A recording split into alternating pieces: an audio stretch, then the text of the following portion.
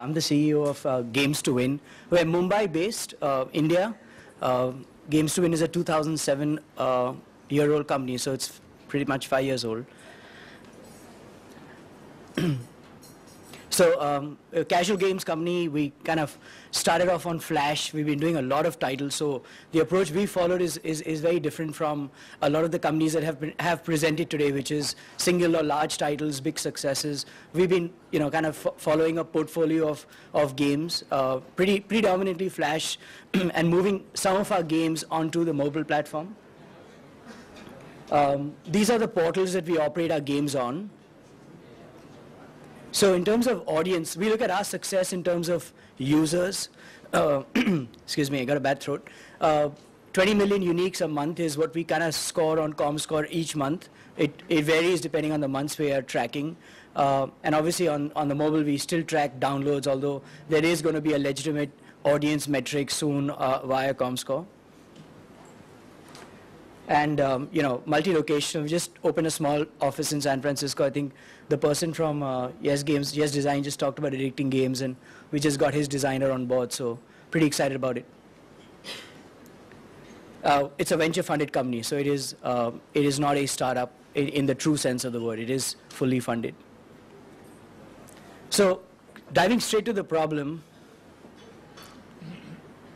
We as a casual games, single player, Flash games, even single-player mobile games company, we weren't excited by a lot of our games drifting. They were just drifting sideways. We weren't getting a kick out of them. They weren't giving us this kind of, they would rise up when we release a game like any other Flash game. If you track the performance of most games on Miniclip, Addicting, Spill Group, you see this nice large bump, and then you see these games drifting sideways. So most of the gameplays in the Flash gaming market beyond the first 20 or 30 days then begin to get plays either by bookmarks, by SEO, by some kind of discovery, and definitely by scraping. A lot of people steal and rob games, and that game gets played over and over again.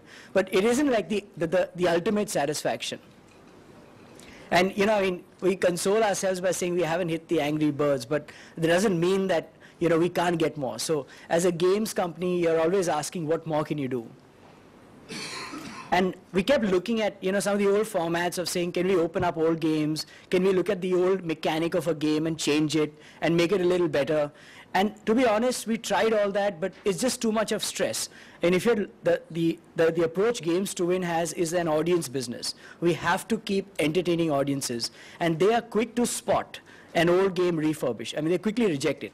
So they're not really interested in old wine in an old bottle. They want a new wine in a new bottle. So we looked outside, right, and we said, we all know this. We all have been to enough GDCs and casual connects and Flash summits, and we know that great games make great audiences, and that's a fact of the world. But what else can we do? And I think location began to look inspiring. Obviously, we look at Foursquare as a game. We don't look at it as anything else. Foursquare may themselves think of it as a platform and as a service provider, but we still think Foursquare is a game. I mean, I got to wake up every morning, check into my Foursquare 4 mayorships, and hope and pray that nobody's going to beat me, right? And once I start getting alerts and so on and so forth, it keeps bashing up people in their minds. So essentially, we said this is an interesting idea. And then we said, look, let's look at our games, right? Let's go inside. Let's peep at what is it that we're doing inside our games that make people feel, that give them some kind of vanity, some kind of satisfaction. And I mean, we were like appalled. This is what a game leaderboard looks like. It sucks. And we said, this is so horrible. I don't think anybody would like to play it. And not to say that, this needs any design. It's just horrible. It just can't be improved. So essentially, we said, if I'm going to play a game that has this, I don't care. And then we said, what else can we do beyond, just this? So there's a game leaderboard that's in all our games that can change. It doesn't mean changing the game. There's a location-based idea that, Foursquare seems to have kind of inspired everybody to do. What can we do? So we said, why not mash them up? Why can't we take location and leaderboard and mash them together? And essentially, that became the inspiration, or let me say the creative fertile ground to begin thinking of an idea. So we started thinking and kind of looking at the problem all over again. And we created something called appucino. And appucino is essentially as the name sounds, is obviously apps. We look at everything as an app now. Even a Flash game is nothing but an app. It launches on a Chrome browser, it gets played on a website, it gets stolen as an SWF.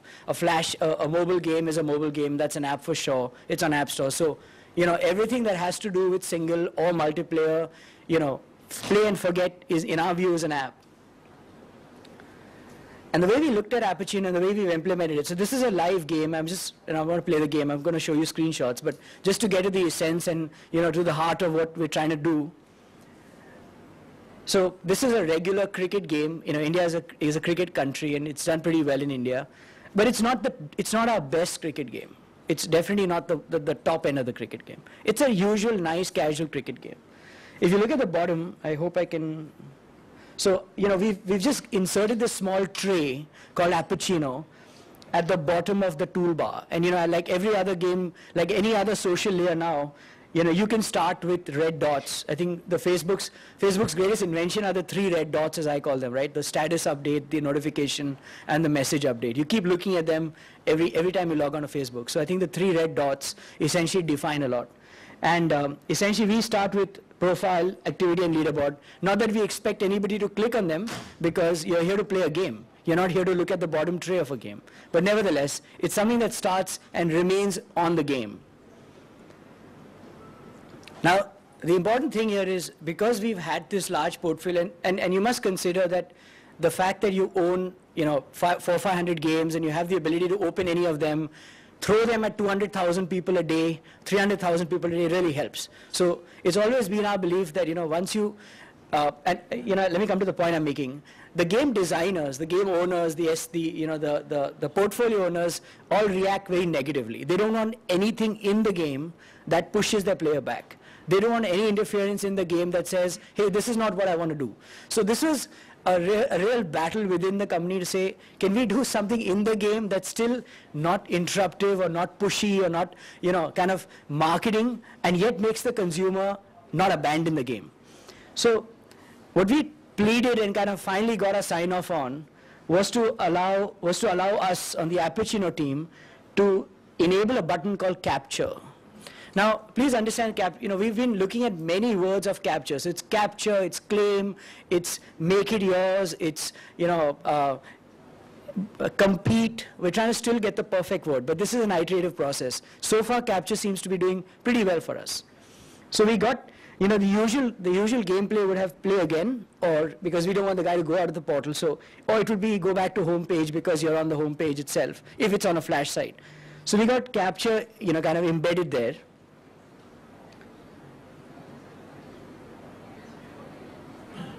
Now, this is the funny part. So once I click capture, the web, and obviously, so you enable location on your web browser, like any Google Chrome or IE browser would allow you.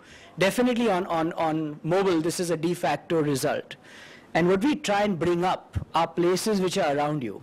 Now, I wish I could have shown this to you in Singapore, but I'll come to a point later on. And these are places near my office in Mumbai. Now, they may not seem interesting to you, they might sound kind of weird to you, but if you're in Mumbai and if you're in my part of Mumbai, they're fun. So you want to own toad on the turf and so on and so forth, you can. So let's assume that I click on capture or I click on challenge. I'm just going to walk you through. I don't have every screen here for you, but essentially what we try and do is let that consumer there and then capture that location using his game score. Sorry. Oops.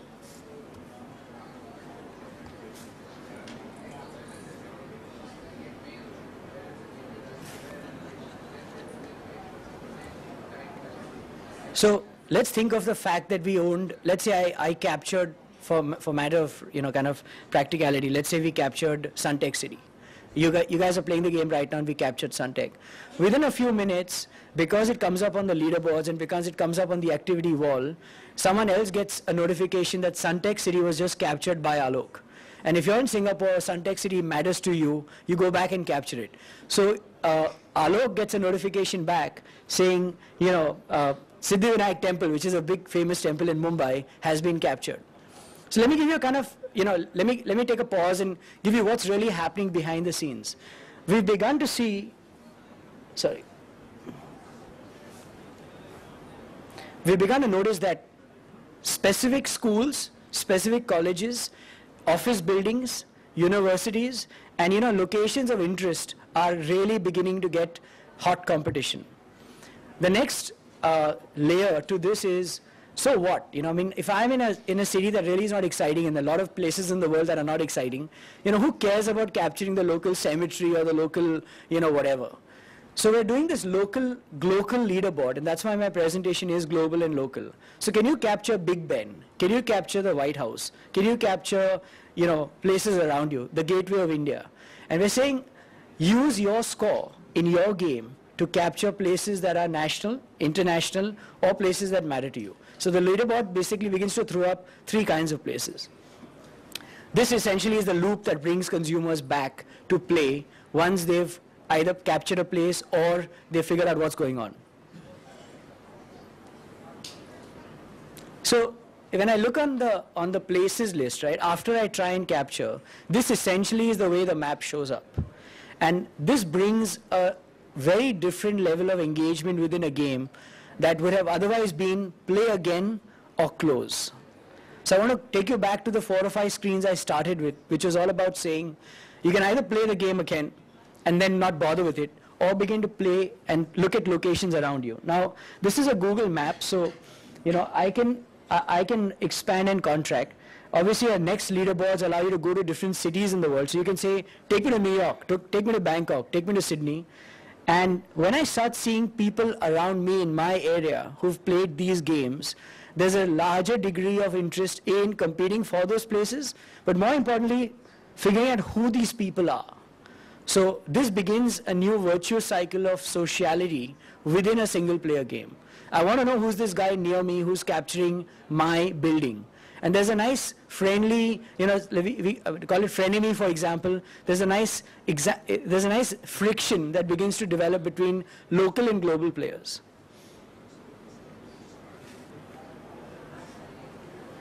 So the core philosophy is trying to, the antithesis of Foursquare, which is location is for anyone, anywhere. It doesn't mean that you have to be in the place to capture it. And that's the hypothesis we're working with.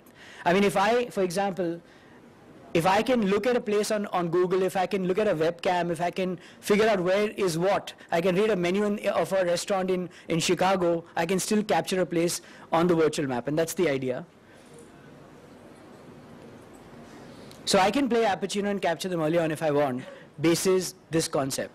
And we've done a lot of thinking about the Foursquare business model, and I want to come to the business model. It's definitely location based because you need to be there to get discounts, you need to be there to get offers, you need to be there to get local status update. But the business model of Appucino is very different, and I'll walk you through it. It's not on our slide because I like to show what we're doing, so this is more under development. And just before I get to the business model, I think the idea is that every game has a hidden potential. So if a game has a scoring ability, we believe that there is a deeper layer of engagement possible in that game if you allow people to score in it and compete with each other beyond the classic leaderboard.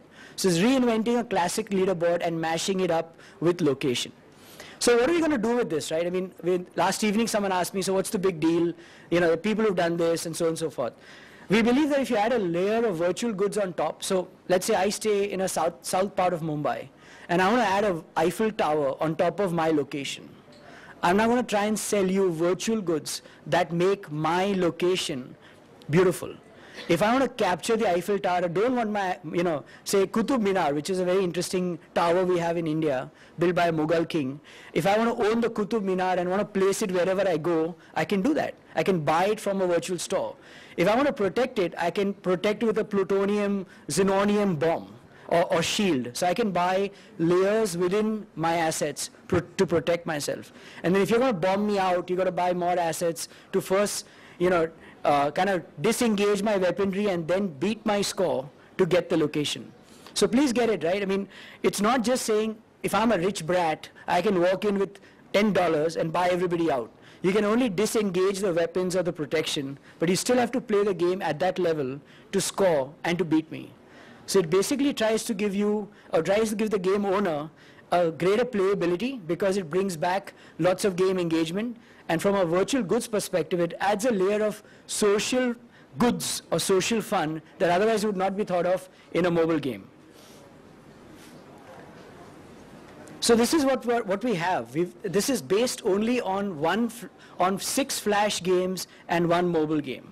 And we're going to be doing about 100,000 unique users who've captured about 80,000 locations. So the challenge is now to make the 100,000 people start getting, capturing each other. There's the problem of visibility, which is saying, can we make the places people have captured more visible? Can appucino.com as a website now start making you play games that are based on location rather than games that you discovered had location in them, and so on and so forth. And obviously we're going to take all this to larger stores and larger formats because we're still trying to perfect the model. But to begin with, let's be honest, right? We're definitely doing better than the leaderboards. So if you're looking at leaderboard participation of 2-3%, we're cracking that. We're seeing right now active participation of 30 to 35% on the leaderboard business. If you just look at time spent, there's a large time spent increase in the game, and that's obviously because you're going back and capturing it. But please appreciate that you're not spending time within the appucino layer, you're spending time within the game layer. So even if the game is advertising based or has gameplays based on ad impressions, we're doing ourselves and therefore the game a favor by trying to make it more played. And I mean, the negative that we've seen and the fallback we've seen is this doesn't work too well with games with multiple levels. It's got this whole concept of the snackier, crazy taxi, one single play, excuse me, because that seems to get far more traction because the gameplay gets over faster. So we still haven't bothered to check what we would do with a much larger multiplayer game because I think there are enough inbuilt mechanics there. We see a lot of games that are great fun, paper toss for example, which is just enough to play and keep conquering. I mean, who would ever think you could capture, the Golden Gate by throwing a paper in a wastebasket? So essentially I think there are enough crazy people out there to kind of figure out what they want to do with just one single game. And I just thought of it when I was standing at the back. A lot of people don't pay attention to the consumer market online. If you look at ComScore again, there are 500 to 600 million unique players a month on flash sites. And that's a large audience. And they do get influenced by what they see. So, for example, now Turbo Cricket, which is the game I showed you, has an Android version. And they're getting used to playing the same concept on their Android phone. So there's a nice cross-migration between online and mobile on the casual games market, at least as we've experienced it. So we're obviously turning this into an SDK, spending a lot of time making this an SDK. It's a pain. Google Places, of course, has been an interesting kind of API to work with, but it's never been something that we could lay our hands on, so it's a challenge. And I think what will really bring value to appucino is the proprietary level of location we're going to bring to the table. So, the question model is still to be created, but that whole idea of congratulations on your first capture, now you got to go and capture this, and so on and so forth. So if we can handhold the consumer and make him or her capture 10 locations in the first go, we've got 10x more gameplays than we would otherwise have. So, I'm an entrepreneur. I don't think of myself as only a game guy. I keep looking at the assets that anybody creates, whether it's a games company or any other business, and say, look at what you can do beyond just a game. There is so much more within a game than just gameplay. And I think a lot of stuff that we've got used to and we've got blinded by needs a lot of reinvention. There is definitely segments within games that can be reinvented, like we're trying to attack the leaderboard. I guess mashup is it, right? There is no standard way of doing anything anymore. So we really believe in taking things and kind of kicking them around. I'm sorry, I missed the most important slide, which is, my team, so sorry. And that's who we are. So, 90-man company based in Mumbai, and this is the appucino team. Thank you very much.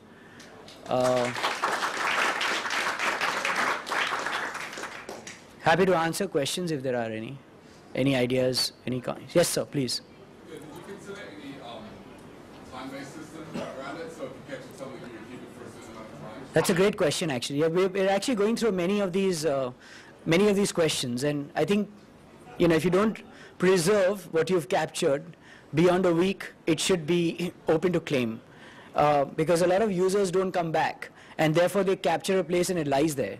So we're trying to build a decay of capture, and also begins to become like a quest. So we need excuses to mail people back or to notify them, right? And this is a great excuse to say, hey, if you're not going to show up at the place you own, it's going to get released. So it's a great idea to bring people back to what they've already done. And just by coming back to the game and just by emailing them a notification, I bring them back to that game, irrespective of whether they played or not. But I think that 20, 30 active ideas we're working with to get people back. And we've noticed that thankfully on the Android notification at least, people respond the fastest when their place gets captured. They respond very fast when they get new friends. So, the sociality layer, which I've not uncovered here, is all about finding people around you, people that are interesting, people that hang out or capture the same places. We've seen battles between friends coming up all the time, and so on and so forth. Yes, sir, please. You mentioned that they create the games they want to capture the locations that they want. How does it work if one location is captured but two different games are used? So let's say it's captured by a player who plays Angry Birds, but I want to capture it playing Temple Run. That's a great question, actually, and that's one of the biggest problems, or let's say challenges, we're kind of figuring out. So the two philosophies. Foursquare has one location, the world. You cannot capture Times Square if you already own it. We're looking at concepts where we're saying, if I'm playing a game that I'm wedded to, so let's take Turbo Cricket, which is our game. We have 2,000 or 3,000 people who play this game every day. They just love that game. They're Indian kids. They don't care about playing Dungeons and Dragons that we may have. So we're allowing, the developer to either have the ability to use Appucino across many games or just restrict it to one game. Which means that if I'm the Turbo Cricket owner of one place owner of Turbo Cricket, I can just own it there. But give the game owner or give the whole Appucino leaderboard a global leaderboard system. So if I'm the owner of many places in many games, that still leaderboards me.